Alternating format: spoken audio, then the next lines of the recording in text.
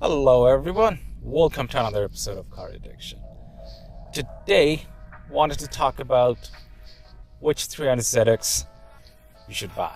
Ideally, I should be inside my 300ZX and driving around while I shoot this video, but because this is Canada, we received a wee bit of October snow.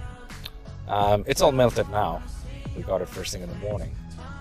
Because of that, the car is inside, it's wrapped up and whatnot. My car has never seen snow or salt, and I would love to keep it that way. Anyway, going back to the topic, wanted to discuss which 300ZX you should buy. Now, I will focus on the Z32 because I have never owned a Z31 and I don't really know much about them, so I'll leave that for somebody else who actually knows more of that. Personally, I have owned, as of today, I have owned about 4 Z32s, and I have a wee bit of experience working on them and dealing with them. And that's why I think I'm highly qualified to talk about this subject. And whatever mistakes that I do, which I will probably do, please leave it in the comment section. Please correct me so that I can learn, and when I do videos like this again, I can correct myself and I can give you a better up-to-date information. Please check the link on the description on 300ZX buying guide. It's the only video on YouTube where I talk about what you should be looking for when you're looking to buy 300ZX. And all in all, if it's your first time in my channel, I am a Nissan fanboy, I guess, and a Z fanatic. I make a lot of videos to do with my Z and cars in general. I am a car guy, and I have a new channel. I have a new segment going around for it's called Car Addiction, and a lot more videos will be coming by. So please like and subscribe to my channel and hit the bell button so that you can stay up to date with all the new content that's coming in. Alright, so for viewers who doesn't know about the production year of the Z32 300ZX, it starts at 1989. Now, the production year for 89 is only for Japanese model vehicles. The North American ones started at 1990. So you may have a JDM vehicle which will say 1989, but in your registration and whatnot, it may say 1990. It's just because those models started in North America in 1990. I had a my first twin turbo was a JDM vehicle, and if I do a VIN lookup, it will say it's an 89, but on the ownership of the vehicle, it's a 90. Anyway, so the production year started at 89, and it, in North America it stayed up to 80s.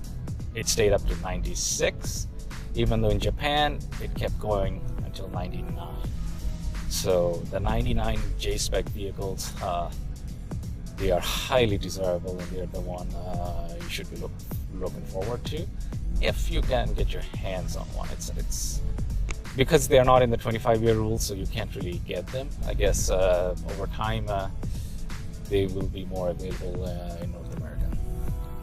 Going back to the Z32s, there's 2 versions of it. There's an NA, naturally aspired, VG30DE, that's the engine number, and then there is this twin turbo, which is VG30D TT, is for twin turbo.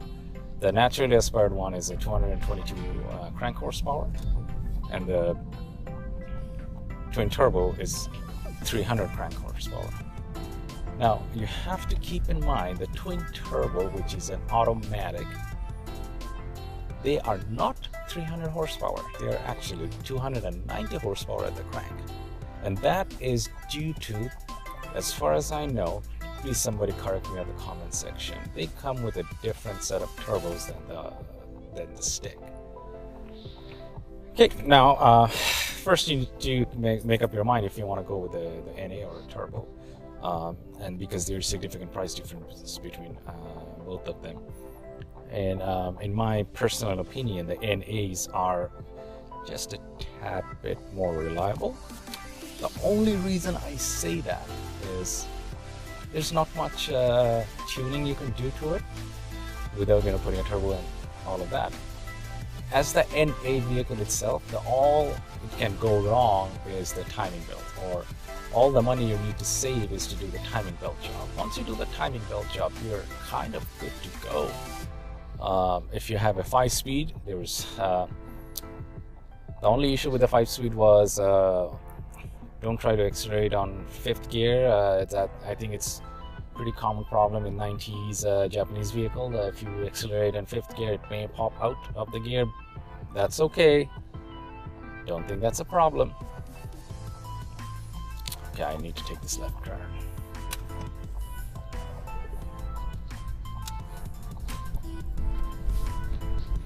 Okay, and the automatic is a 4-speed with an overdrive. Again, do not floor your vehicle when the overdrive is on, and only turn the overdrive on when you're cruising on the highway. You're more than welcome to drive around and blah blah blah. With the overdrive off, you can do whatever the hell you want. You can beat the crap out of it and it will be fine. So keep that in mind.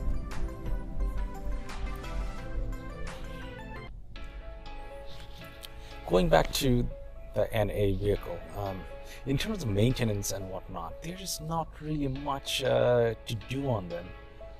Just change your oil properly. There is not enough vacuum lines that you need to be worried about, because on the turbo vehicle there are a lot of vacuum lines, and when it's a 26-year-old vehicle, those plastic hoses crack, and once they crack, they start, now you have a massive vacuum you need to worry about, and it runs horrible. On an NA, you can get around all of that. Another point I need to make on an NA, if you are handy yourself and you like to work on your own vehicle, you should be buying the NA, because there's a little bit more space in the engine bay to work on. But in the 300 ZX twin turbo, there is practically no space in the engine bay.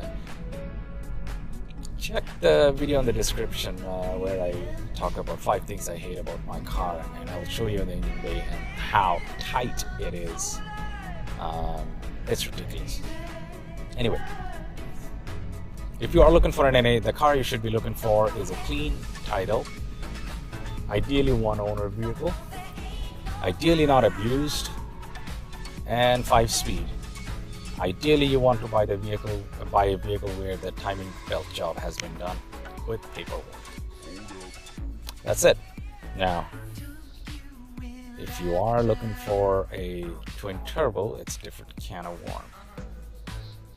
I would say the twin turbos have 2 versions, the first gen and the second gen. I will separate them, even though they look exactly the same and the engine model number and everything is the same.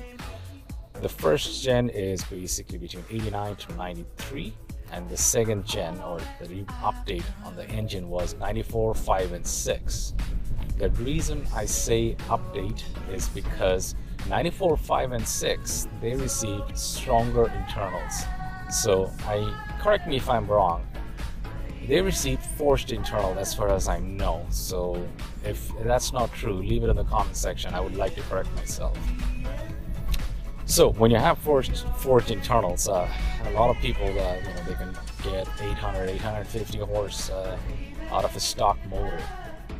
I'm not saying the stock turbo, the turbos, injectors, and tune, but don't have to worry about a lot of other stuff on that motor.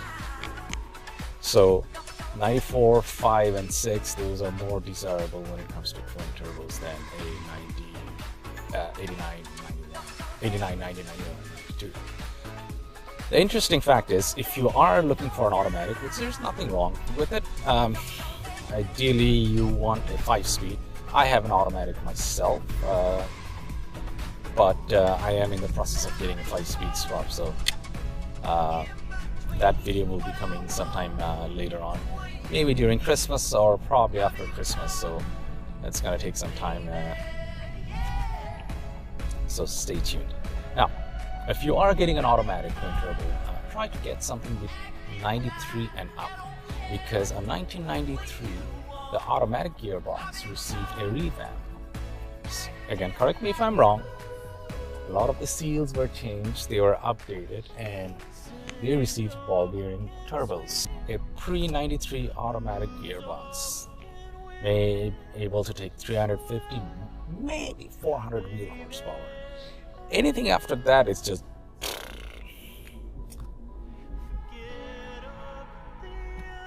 '93 and up. Those automatic gearbox, they can take a little bit more beating. They can take, maybe 450-ish to 500, because it's just a stronger internal. But anything more than that, you have to go to a stick. You have to. There's no if, buts, and what. You have to go and get a stick. In terms of the North American vehicle, the most desirable vehicle is a 96 collector edition, because in 1996 there were 300 of the last 300 ZX ever made. Okay. Those are highly sought after. You also have to keep in mind in 1996 OBD2 came in, and there were a different set of emission regulations they had to follow. So those vehicles, quote unquote, made a little less power than their predecessors. But about a couple of months ago, a 300 ZX was sold at Barrett-Jackson, and it was the 300 of the 300 that was made. So technically that is the last 300 ZX made for the North American market. And that vehicle sold for $90,000 US. Wow. Do keep in mind, it was a concourse, 10 out of 10, has 2,400 miles in it or something ridiculous like that. It was never driven. It was just a time capsule.